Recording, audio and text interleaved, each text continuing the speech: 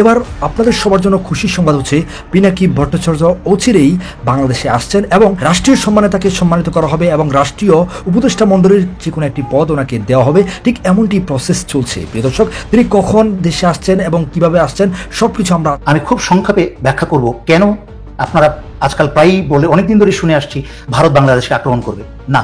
ছোট করে একটা উদাহরণ দিই, কেন ভারতের সেই ক্ষমতা নাই, শক্তি নাই, সাহস নাই, সেই অবস্থা নাই বাংলাদেশ আক্রমণ করার মতো। আমি চ্যালেঞ্জ করে বলতে পারি, আজকে যদি বাংলাদেশে হামলা করার জন্য কোনো দুঃসাহস ইন্ডিয়া দেখায়, ওখানে আমার বড় ভাইরা বসে আছে, আমাদের পাকিস্তান, তারা চুপ থাকবে না, চায়না চুপ থাকবে না। কিন্তু বাংলাদেশকে এক ধরনের আক্রমণ বা যুদ্ধের হুমকি দিচ্ছে ভারত, কোনো সন্দেহ নেই। প্রশ্ন হচ্ছে, ভারত কি আসলে বাংলাদেশের সাথে যুদ্ধ করার মতো পরিস্থিতি আছে বলে মনে করে? ভারতীয় সেনাবাহিনীর উদ্দেশ্যে আজকে ডক্টর ইউনূস সাহেব তিনি একটা বার্তা পাঠিয়েছেন। সেই রবীন্দ্রনাথ ঠাকুর, যেই রবীন্দ্রনাথ ঠাকুর বাংলা বিভক্তের পক্ষে ছিল না, বাংলার স্বাধীনতার পক্ষে ছিল না, যেই রবীন্দ্রনাথ ঠাকুর ঢাকা বিশ্ববিদ্যালয় প্রতিষ্ঠার পক্ষে ছিল না, সেই রবীন্দ্রনাথ ঠাকুরের লেখা একটা গান বা কবিতা আজকে বাংলাদেশের জাতীয় সঙ্গীত। বাংলাদেশের জাতীয় সঙ্গীত এখন যেটা আছে সেটা থাকতে পারেন না। আমি আমার শেষ নিঃশ্বাস যতক্ষণ পর্যন্ত থাকবে, একজনও যদি আমার পেছনে না থাকে, আমি আমার মৃত্যু পর্যন্ত এই জাতীয় সঙ্গীতকে বাতিল করার জন্য যতটুকু যা করা প্রয়োজন আমি করে যাব। দর্শক, যারা পিনাকি ভট্টাচার্য বা সাংবাদিক ইলিয়াসকে ভালোবাসেন তাদের জন্য রয়েছে সুসংবাদ। দর্শক, দেশে আসছেন পিনাকি ভট্টাচার্য। ঠিক কবে নাগাদ তিনি আসবেন এবং ঠিক কিভাবে আসবেন, দর্শক সেটি আশা করছি আজকের নিউজটি সম্পূর্ণ মনোযোগ সহকারে দেখলেই বুঝতে পারবেন। কেননা এই বিষয়টাকে কেন্দ্র করে সর্বশেষে আপনাদের একটি প্রতিবেদন দেখানো হবে। এমনকি দর্শক, এরই সাথে সাথে এই মুহূর্তে বাংলাদেশে একটি বিষয় নিয়ে আলোচনা এবং সমালোচনা তৈরি হয়েছে। সেটি হচ্ছে রবীন্দ্রনাথ ঠাকুর যেই জাতীয় সঙ্গীতটি তৈরি করেছিল বা লিখেছিল সেটা এখন বাদ দেয়া হবে কিনা। দর্শক, এই বিষয়টাকে কেন্দ্র করে সাংবাদিক ইলিয়াস চ্যালেঞ্জ দিয়েছে যে এই জাতীয় সঙ্গীতটি বাংলাদেশের জন্য লেখা হয়নি। দর্শক, তিনি শুধু চ্যালেঞ্জ দিয়েই ক্ষান্ত হয়নি, বরং তিনি কিছু প্রমাণ তুলে ধরেছেন আপনাদের উদ্দেশ্যে। দর্শক, তিনি ঠিক কি কি তথ্যের মাধ্যমে প্রমাণ করলেন যে এই জাতীয় সঙ্গীত বাংলাদেশের জন্য তৈরি করা হয়নি, সেটিও আপনারা একটু পরেই জানবেন। এমনকি দর্শক, এরই সাথে সাথে আপনারা আরও একটি বিষয় লক্ষ্য করেছেন যে ভারত এই মুহূর্তে নানানভাবে বাংলাদেশকে বিপদে ফেলতে চাইছে বা বাংলাদেশের মানুষের মধ্যে বিভ্রান্তি সৃষ্টি করতে চাইছে। কিন্তু দর্শক, তারা যেইভাবে সেনাবাহিনীকে নির্দেশ দিয়েছে তৎপর হয়ে থাকার জন্য, ঠিক আসলে তারা বাংলাদেশের উপর কোনোভাবেই আঘাত করতে পারবে কিনা এবং তারা যদি আঘাত করে বাংলাদেশের কোন কোন মানুষের মাধ্যমে এই আঘাতটা তারা করতে পারবে বা বাংলাদেশে এখন ঠিক কোন কোন মির্জাফর খাপটি মেরে বসে আছে, সেই মির্জাফরদের পরিচয় কি, দর্শক আপনারা সেটিও জানবেন। তো প্রিয় দর্শক, আমি আর বেশি কথা বাড়াবো না। আমি ভিডিও শুরুতে আপনাদের যে ভিডিওগুলোর অংশ বিশেষ দেখিয়ে শুরু করেছিলাম সেই ভিডিওগুলোর বিস্তারিত আলোচনা দেখাবো। তবে তার আগে বলি, যারা এখনো চ্যানেলটি সাবস্ক্রাইব করেননি সকলে চ্যানেলটি সাবস্ক্রাইব করে পাশে থাকা বেল আইকনটি বাজিয়ে দিবেন। আর যারা ইতিমধ্যেই সাবস্ক্রাইব করে গেছেন তাদের সকলকে অসংখ্য ধন্যবাদ। তো চলুন একটু লাইক দিয়ে আমরা ধারাবাহিকভাবে সবগুলো ভিডিওর বিস্তারিত আলোচনা দেখে আসি। আমি খুব সংক্ষেপে ব্যাখ্যা করব কেন আপনারা আজকাল প্রায়ই বলে অনেকদিন ধরে শুনে আসছি ভারত বাংলাদেশকে আক্রমণ করবে না। যে দেশকে আক্রমণ করা ছাড়াই এত বছর দখল করে খেতে পেরেছে, পুরা দখল রেখেছে, সেই দেশটা আক্রমণ করে বুলেট বা সৈন্য হত্যা করার প্রয়োজন নাই। এবং তারপর ছোট করে একটা উদাহরণ দিই, কেন ভারতের সেই ক্ষমতা নাই, শক্তি নাই, সাহস নাই, সেই অবস্থা নাই বাংলাদেশ আক্রমণ করার মতো। কারণ বাংলাদেশে আক্রমণ করতে গেলেই আপনারা খেয়াল করে দেখেন, ভারতের উত্তরে আছে লাদাখ এলাকা, সেই লাদাখ এলাকা থেকে চীন কিন্তু বসে থাকবে না, চীন আক্রমণ করবে ভারতকে এবং পাকিস্তানও আক্রমণ করে বসবে, পাকিস্তানের সহায়তায় কিন্তু কাশ্মীর দখল করে নেবে। একই সাথে ডান পাশে দেখছেন যেটা হচ্ছে পূর্বে আপনাদের চীনের একটা জায়গা আছে যেটা ভারতের, এটাকে বলে ডোকলাম। এই ডোকলামে একটা চীনের একটা অংশ ভারতের পেটের মধ্যে ঢুকে আছে, যেটা দেখতে চাকুর মতো, এটাকে বলে ড্যাগার্স পয়েন্ট। এবং এখান থেকে চিকেন নেক বাংলাদেশের এবং ভারতের মাঝখানে যেই 12-14 কিলোমিটারের জায়গাটা চিকেন নেক বলে, এই চিকেন নেকটার মাত্র 50 কিলোমিটার দূরত্ব, সেইটা চীন দখল করে এটাকে কেটে বন্ধ করে দিবে। বন্ধ করে দিলে সম্পূর্ণ 7 সিস্টার, এই ম্যাপের আমার ছবিতে ডান পাশে যেটা দেখতে পাচ্ছেন, সম্পূর্ণ 7 সিস্টার আলাদা হয়ে যাবে। আলাদা হয়ে গেলে চীন এখানে আক্রমণ করে আসবে এবং নাগবোচা যে স্টেটগুলো আছে, নাগাল্যান্ড, মিজোরাম, সব তারা দখল করবে। আর বাকিরা সব নিজেরা স্বাধীনতা ঘোষণা করে, কারণ তারা এমনিতেই স্বাধীনতাকামী, স্বাধীনতা ঘোষণা করে তারা স্বাধীন হয়ে যাবে। তাই নিজের পায়ে কোড়াল মারতে ভারত কখনোই বাংলাদেশকে আক্রমণ করবে না। এর মাঝখানে আমরা কি দেখলাম, আমাদের অত্যন্ত পরিচিত ভারতের রয়ের সদস্য প্রাক্তন সেনাপ্রধান ইকবাল করিম ভুইয়া হঠাৎ করে একটা বাণী দিয়ে সামনে চলে এলেন। বাণীটা কি দিলেন?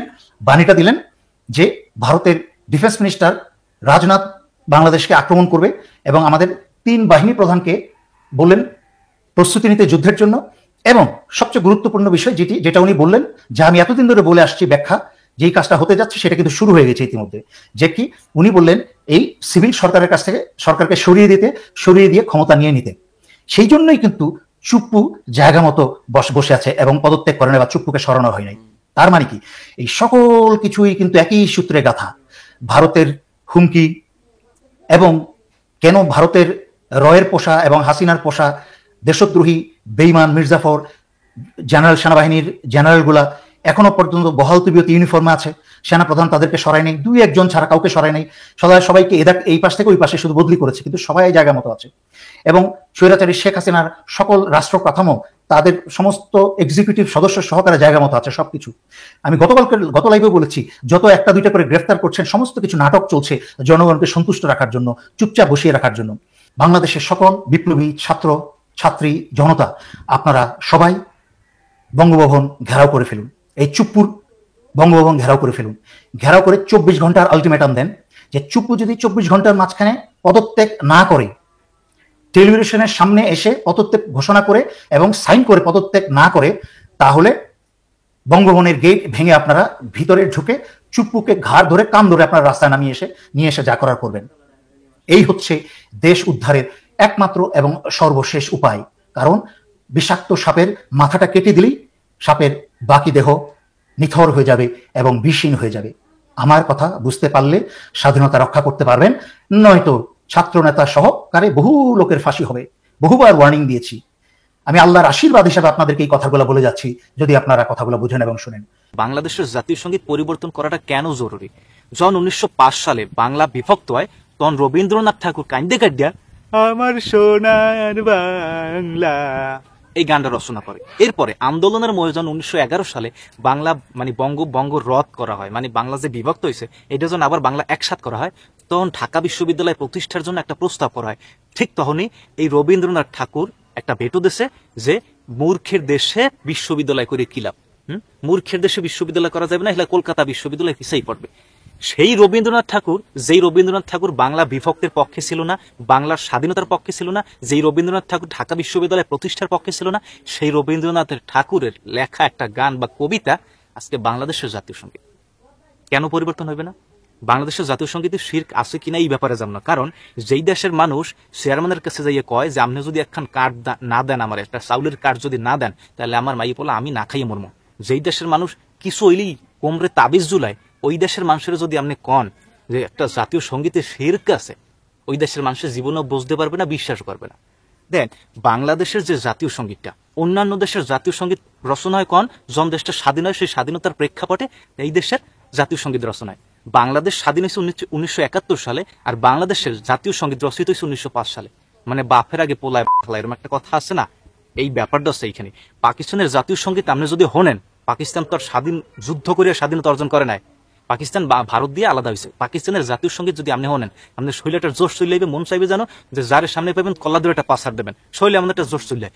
যেই জায়গায় বাংলাদেশের জাতীয় সঙ্গীতে বাংলাদেশ শব্দটা নাই, এবং বাংলাদেশের 1971 সালে যে 30 লক্ষ শহীদের বিনিময়ে যে আমরা একটা দেশ পাইছি, সেই দেশের কথা নাই, দেশের স্বাধীনতার কথা নাই, সেই একটা সঙ্গীত, একটা উল্টাপাল্টা সঙ্গীত আজকে বাংলাদেশের জাতীয় সঙ্গীত। ভারতের জাতীয় সঙ্গীতের কথা দেন, ভারত শব্দটা উল্লেখ আছে, ভারত দেশের কথা আছে।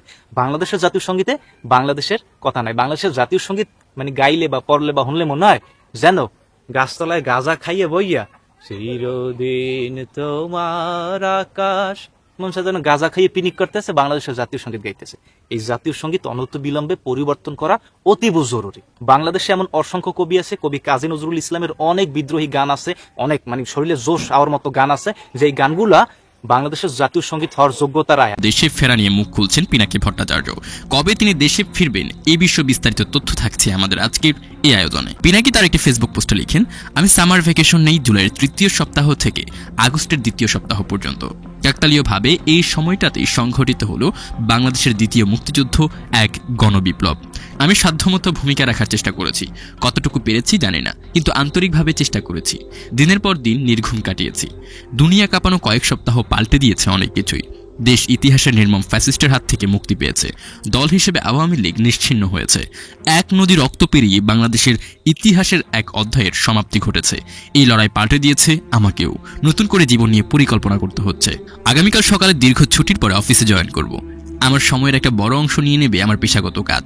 গত 1 মাসের ফুল টাইম অ্যাক্টিভিজমের ওখানে আপাতত সমাপ্তি। ভিডিও বানানো চলবে, হয়তো ফ্রিকোয়েন্সি কমবে। ফেসবুকে টুইটারে সময় দেওয়া সম্ভব হবে না আগের মতো। বিপ্লব যদি আমাদের আশঙ্কাকে সত্য প্রমাণ করে বেহাত হয়ে যায়, আমি আবার ফিরে আসবো ফুল টাইম অ্যাক্টিভিজমে। দেশে ফিরব। আমি যা করতে চাই তার প্রস্তুতি নিয়েই ফিরব। আমাকে পশ্চিমের ইন্টেলিজেন্সিয়াতে জায়গা করে নিতে হবে, আমার জন্য না, বাংলাদেশের জন্যই।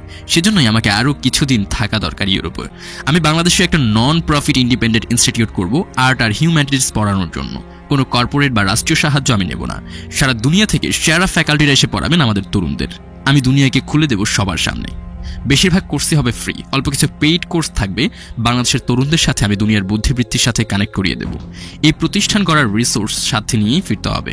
এই ইনস্টিটিউট হবে আগামী বাংলাদেশের ইন্টেলেকচুয়াল পাওয়ার হাউস। দোয়া করবেন আমার এই আখিরি স্বপ্ন যেন পূরণ করার হিম্মত অর্জন করতে পারি। আমি সারাটা জীবন আপনাদের সাথেই থাকব। জনগণের একজন হয়ে উঠে আপনাদের কণ্ঠস্বর হয়েই থাকব। এই কণ্ঠস্বর ক্ষমতার কাছে মাথা নোয়াবে না।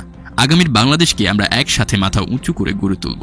এই মাসের 22 থেকে 27 তারিখ পর্যন্ত এই সময়ে জাতিসংঘের ৭৯তম অধিবেশনে অংশ নিতে বাংলাদেশ থেকে যাচ্ছেন সরকার প্রধান ডক্টর মোহাম্মদ ইউনূস। সরকার প্রধান হিসেবে জাতিসংঘে এটা ওনার প্রথম যাওয়া।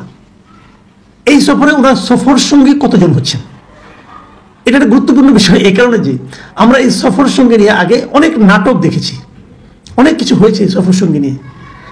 আমাদের প্রধানমন্ত্রী বিমান ভর্তি করে নিজস্ব বিমান নিয়ে সেখানে ১-১৫০ লোককে নিয়ে ওখানে যেতেন জাতিসংঘে। সেখানে যে 5 স্টার হোটেলে অবস্থান করতেন এবং সেখানে অনেক নাটক হতো। কে কে প্রধানমন্ত্রীর সঙ্গে সফর সঙ্গী হতে পেরেছেন সেটা নিয়ে আলোচনা হতো। এবং এই হতে পারাটা, তার সফর সঙ্গী হতে পারাটা আমাদের জাতীয় জীবনে, আমাদের ব্যবসা বাণিজ্যে একটা বড় প্রভাব রাখত। কিছু লোকের এটাই ছিল একমাত্র যোগ্যতা, উনি প্রধানমন্ত্রীর সঙ্গে সফর সঙ্গী হতে পারেন। দেশে এসে বাহাদুরি করতেন, সেটা দেখাতেন, ছবি দেখাতেন, একই বিমানে তারা যাচ্ছেন। অনেক খুনের মামলার আসামি তার সঙ্গে সফর সঙ্গী হয়েছেন এবং সফর সঙ্গী হওয়ার কারণে তারা সেই খুনের মামলায় ফাইনাল রিপোর্ট দিয়েছে পুলিশ। মানে উনি পাওয়ারফুল লোক, প্রধানমন্ত্রীর কাছের লোক। প্রধানমন্ত্রী যাওয়ার সময় তার আত্মীয় স্বজনদের নিয়ে যেতেন, এত কিছু নিয়ে উনি যেতেন সেখানে। এই এক বিরাট নাটক। এবং এই নাটকের আরেকটা অধ্যায় আছে, সেই অধ্যায়টা আমি একটু পরে বলছি। তার আগে আমি একটু তুলনাটা করে নিই। আমাদের শেখ হাসিনা যখন যেতেন তার সঙ্গে এই যে সে ১০০-১৫০ লোক যেত, এর বিপরীতে এবার ডক্টর ইউনূস উনি যাচ্ছেন, ওনার সঙ্গে কয়জন লোক যাচ্ছেন? ওনার সঙ্গে যাচ্ছেন মাত্র 7 জন লোক। আমি আবার একটু আগের প্রধানমন্ত্রী আলোচনা যাচ্ছি। আমাদের আগের প্রধানমন্ত্রী, আমি 2-1টা সফরের কথা বলি। উনি এর আগে 2015 সালে যখন গিয়েছিলেন নিউ ইয়র্কে এই জাতিসংঘের ৭০তম অধিবেশনে অংশ নিতে, তখন ওনার সঙ্গে সফর সঙ্গী হয়েছিলেন 227 জনের একটা দল। ভুল শুনেন নাই, 227 জন, 227। এত লোক, এটা অবিশ্বাস্য একটা কাহিনী। এত লোকজনকে নিয়ে উনি গিয়েছিলেন। এর আগে 2014 সালে 69তম অধিবেশনে ওনার সঙ্গে সফর সঙ্গী ছিল 178 জন, আর 2013 সালে ছিল 134 জন। মানে প্রতি বছরই ধীরে ধীরে ধীরে ধীরে যেন বাড়তে থাকতো। জাতিসংঘে এবার ডক্টর ইউনূসের সঙ্গে যে 7 জন যাচ্ছেন তারা কারা? আমি একটু সংক্ষেপে আপনাদের বলি, যা 7 জন, যেহেতু নামগুলো বলা সহজ হবে। এই 7 জন হচ্ছেন তার মেয়ে দিনা আফরোজ ইউনূস,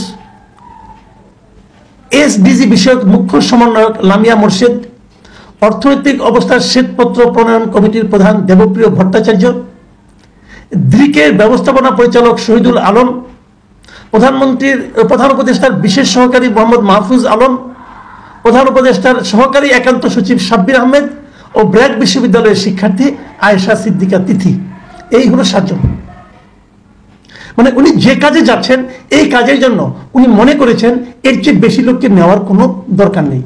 এবং সম্ভবত পৃথিবীর যত দেশ থেকে রাষ্ট্রপ্রধানরা যাচ্ছেন, সম্ভবত বাংলাদেশের এই যে টিমটা, এটা হচ্ছে সবচেয়ে ছোট। তো এই যে ছোট টিম নিয়ে যাওয়া আর বড় টিম নিয়ে যাওয়া, পার্থক্যটা কি? ছোট টিম নিয়ে যাওয়া থেকে আমাদের সম্মান কমবে, আর উনি যে বড় বড় টিম নিয়ে যেতেন আমাদের কি সম্মান বাড়তো? অনেক সময় এমনও হতো উনি কারো একজনের সঙ্গে দেখা করতে চান, সে দেখা করতে না পেরে হোটেলে দিনের পর দিন ওয়েট করতেন। ওনার চামচারা বলতেন যে ম্যাডাম থাকেন, আপা থাকেন, অমুকের সঙ্গে দেখা করিয়ে দেবো, দেখা আর হতো না। এরকম অপমানজনক অবস্থার বহুবার হয়েছে কিন্তু। আর এবার ডক্টর ইউনূস যাওয়ার পর উনি কি অর্জন করেন, কি নিয়ে আসেন, সেটা আমরা দেখতে চাই। এবং আমার মনে হয় তখন তুলনাটা আরো চমৎকার হবে, আরো ভালোভাবে সেই তুলনাটা আপনারা করতে পারবেন, বুঝতে পারবেন যে রাষ্ট্রনায়ক কাকে বলে, সরকার প্রধানের কেমন হওয়া উচিত, সরকার প্রধানের লক্ষ্য কি হওয়া উচিত, ব্যক্তিগত প্রচার না দেশের উন্নয়ন, সেই অবস্থানটা ক্লিয়ার হবে। আমি বলেছিলাম আরো একটা কথা বলবো, রাজনৈতিক কথা। সেই কথাটা কি, যতবার শেখ হাসিনা যেতেন ততবার আমরা এয়ারপোর্টে একটা মৎসব দেখতাম। উনি এয়ারপোর্টে নামবেন, ওনার দলীয় অনুগতরা এয়ারপোর্টে তাণ্ডব করতেন যে উনি আসছেন, জিন্দাবাদ জিন্দাবাদ। আবার রাস্তার ওপারে অথবা পাশাপাশি দেখা যেত যে বিরোধী দলীয়রা, বিএনপি এবং অন্যান্যরা, অথবা ওখানকার সচেতন নাগরিকরা ও প্রবাসী বাঙালিরা, তারা শেখ হাসিনার বিরোধী একটা স্লোগান দিত। এই যে পাল্টে পাল্টে স্লোগান, অনেক সময় মারামারি বন্ধ হয়েছে। আমাদের দেশের ভাবমূর্তিকে কোথায় নামাতো, বিদেশিরা এগুলো দেখতেন, দেখে কি ভাবতেন আমাদের সম্পর্কে, একটা লজ্জার ব্যাপার হয়ে দাঁড়াতো। এবং এদের মধ্যে একটা হুড়াহুড়ি করতে এইভাবে দুই পক্ষই, কিন্তু এক পক্ষ ওনার কাছে কে কাছে যেতে পারবেন, কে ওনার সঙ্গে ছবি তুলতে পারবেন, এটা যেমন। আর বিরোধী পক্ষে হতো যে ওনাকে প্রতিরোধ করতে যেয়ে, মারামারি হুড়াহুড়ি করতে যেয়ে ওই ছবি আবার বিরোধী দলের নেতাদেরকে দেখিয়ে তার কাছাকাছি হওয়ার একটা প্রবণতা। এই দুই প্রবণতার আমার আশা, আমার বিশ্বাস এবার অবসান হবে। আমি জানি অনেক প্রবাসী বাঙালি হয়তো ডক্টর ইউনূসকে পছন্দ করেন, তারা চাইবেন ডক্টর ইউনূস যেন গিয়েছেন ওনাকে সম্বর্ধনা দেওয়ার জন্য, অথবা ওনাকে ওনার নামে ওনাকে অভিবাদন জানানোর জন্য, ফুল দিয়ে ওনাকে স্বাগত জানানোর জন্য, হয়তো এটা হবে। কিন্তু তারপরও আমি মনে করি এই হওয়াটার মধ্যে ওই ধরনের হুড়োহুড়ি থাকবে না, ওই ধরনের স্থূলতা থাকবে না, এবং এটা হবে সম্মানজনক, এটা দৃষ্টিকোণ লাগবে না, এটা নিয়ে কেউ কোনো রকম হাসাহাসি করবে না, এবং আমাদের প্রবাসী বাঙালিদেরকেও আমার ধারণা লজ্জায় পড়তে হবে না। তারপরও বিশ্বাস তো নাই, দেখা যাক কি হয়। আমিও প্রত্যাশা করব ডক্টর ইউনূসও বলবেন যে এয়ারপোর্টে যেন এই সমস্ত সিন ক্রিয়েট এরা না করে, সেটা হবে জাতি হিসেবে আমাদের জন্য সম্মানজনক। আমার মনে হয় এই পার্থক্যটা পুরো বিশ্ব লক্ষ্য করবে। এই 227 জনের দল নাকি কেবল 7 জনের দল, এবং কেবল 7 জনের দল নিয়ে কি বেশি অর্জন করা যায় দেশের জন্য, অর্থনৈতিক অর্জন বলেন, অথবা কোনো আপনার সামাজিক অর্জন বলেন, অথবা মান সম্মানের বিষয়গুলি বলেন, এটা কি বেশি আসবে না কম আসবে, এই কম্পারিজনটা আমরা আশা করি যখন ফিরবেন 27 তারিখের পরে, তখন আমরা দেখতে পাবো। দর্শক, আমি আশা করছি আপনারা সকলে অত্যন্ত মনোযোগ সহকারে সবগুলো ভিডিওই দেখেছেন। এমনকি দর্শক, যদি এই ভিডিওগুলো সম্পর্কে আপনাদের কোনো মতামত থেকে থাকে তাহলে তো অবশ্যই জানাবেন। দর্শক, সবশেষে জানাবেন আপনি ঠিক কোন জায়গা থেকে আজকের এই ভিডিওটি দেখেছেন এবং আপনি ঠিক কোন দলের নেতাকর্মী হয়ে ভিডিওটি দেখেছেন। দর্শক, নিউজটি শেষ করছি এখানেই, ফিরছি পরবর্তী নিউজে নতুন কোনো টপিকে। আল্লাহ হাফেজ।